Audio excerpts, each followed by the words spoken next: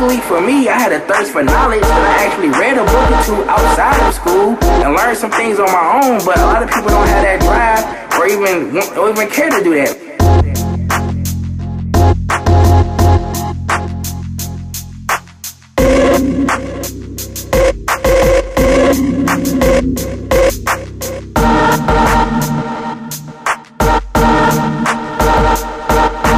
Alright, back home, Mage from Bar La Grassa. Just reading some things here. Just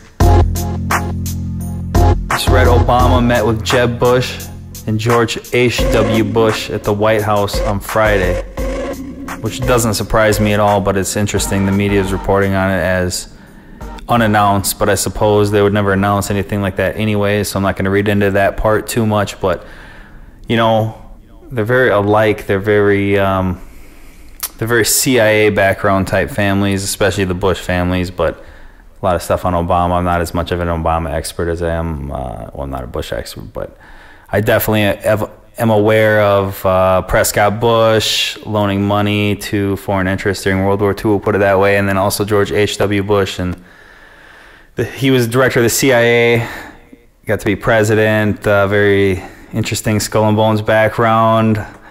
You know, you can spend days looking into that stuff. And then obviously George W. Bush, you know, they're interesting. They run on opposite policies, opposite platforms. George H.W. Bush, the read my lips, no new taxes type thing. And then George W. Bush, of course, running on the absolute interventionist foreign policy, the no nation building. If you can remember anything about the campaign of George W. Bush, is he didn't get the popular vote, which is hilarious, I guess. Got the electoral vote. Is that right? Correct me if I'm wrong. I think I'm right there, but George W. Bush also ran on the no nation building, of course. And at that time, there wasn't anybody that showed the prowess of nation building like George W. Bush did. So what an interesting time when statism is erupt and is growing and is like the Incredible Hulk is sipping on a Slurpee at the mall. You know, I mean, this is exactly what America is turning into right now when we see the statism dominating the spectrum on everything, whether it's actions in the United States or actions on the global scale, like Syria, Hillary Clinton trying to get involved some more there. I'm really trying to change the subject. I should. I saw that Ron Paul wins the straw poll in Tennessee, and made me very happy. And he wins straw polls all the time. He kicks ass in straw polls. Everybody knows this. But I went back and I looked at the votes, which it scrolled through really quickly, so I didn't see it the first time. I looked at the votes. Ron Paul had, according to what I saw on the TV news, Ron Paul had 200 votes in first place, and Santorum was in second place, and he had 62 votes. And Gingrich was in third place with 38 votes. So what a joke. What a joke. And what a joke. What a joke. That's an extremely ridiculous victory. And of course it will be blacked out because of the Ron Paul media blackout that everybody knows about. Everybody knows about that shit. It's no big deal. It's just public information. Get on board. Ron Paul media blackout 2012. Join the revolution, baby. Jump on board and realize that truth is stranger than fiction. Everybody can enjoy the ride. It's a cynical ride, but guess what? Getting addicted to reality is the most healthy thing that one can do. It's way better than this American Idol shit. Jump on board. Ron Paul Media Blackout 2012. Entertain yourself. Get involved with reality. That's all I'm saying. And Minnesota Goers got a caucus on the 7th as well. Jump in there. It's more news. Looks like we're bringing a third aircraft carrier now to the Persian Gulf. Super duper. Not.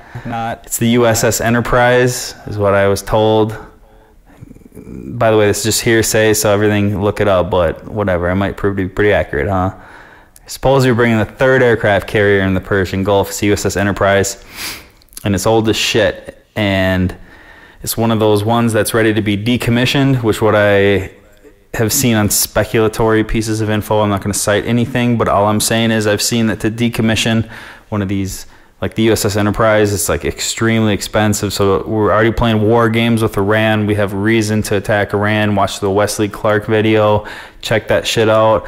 If you don't still think, or if you still don't believe that after the Wesley Clark video, look at like Pearl Harbor, go look at the time stamps basically with MacArthur and the bombers getting grounded and then bombed by the Japanese. Look at all these events, and it's like you see the same patterns because they start with this war game stuff, and I don't know much about it, but the more you look, the more everything just has like some kind of pattern that it follows. So I'd say go check that out.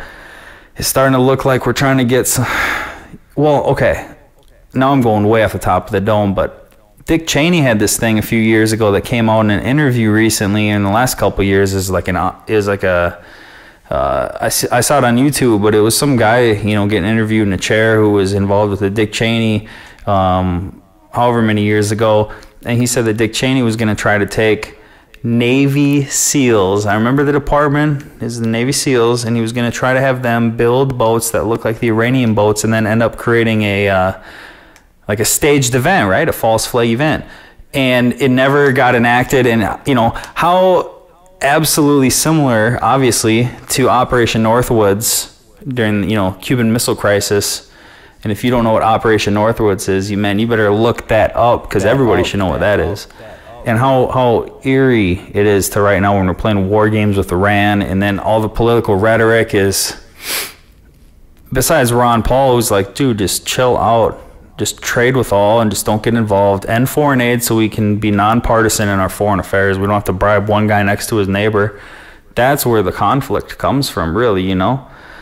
I don't know. I see this. We're supposed to decommission the ship, and we'd rather just do something. And whatever. I'll end it at that. I'm trying to be really touchy with my words here. And then, all right. Is there anything else?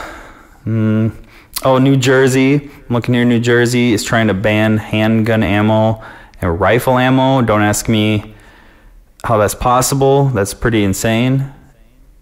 Because if you have been following the news at all, I don't know how many weeks ago it was. I'm just estimating a few weeks ago, maybe a couple months ago. But New Jersey's the one where it was like the mayor. He was like, you can win he's like on TV in a desk, and he's holding cash in his hand, and he's waving it at the TV. And he created this law or whatever. There's like $1,000 if you snitch on somebody in your community with guns, and they can justify like the guns aren't legal or whatever.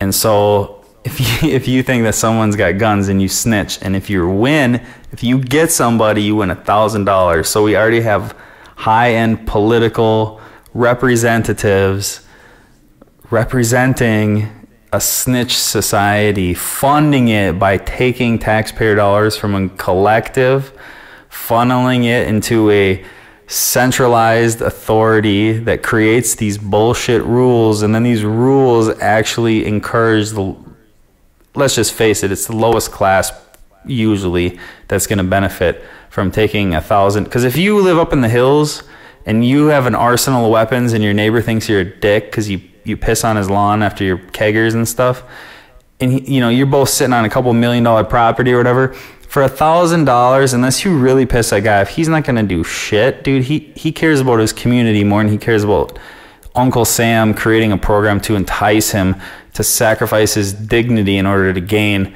a stack. That's the stupidest thing you've ever seen, and that is actually class warfare. And I don't give a shit if that's considered controversial, because class warfare is essentially what that financial scheme with the exact economic quantitative threshold of $1,000 in order to create a system where they thought this will have the most demand for whatever action that they're trying to warrant. Now the action is trying to disarm the fucking population that's trying to defend itself, and that is the definition of fascism.